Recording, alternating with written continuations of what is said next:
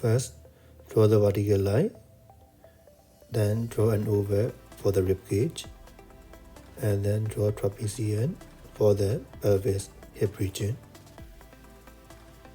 And now mark the point for the ASIS.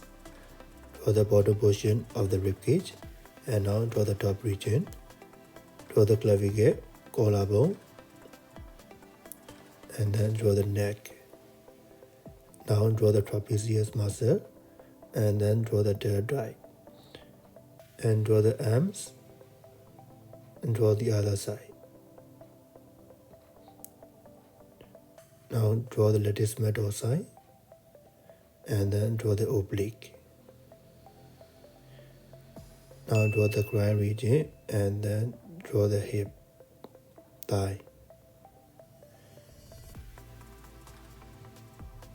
Okay, draw the navel, and then draw the boob.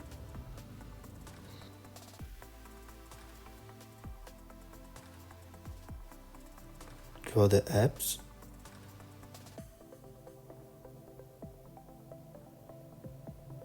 Divide it into 8 parts.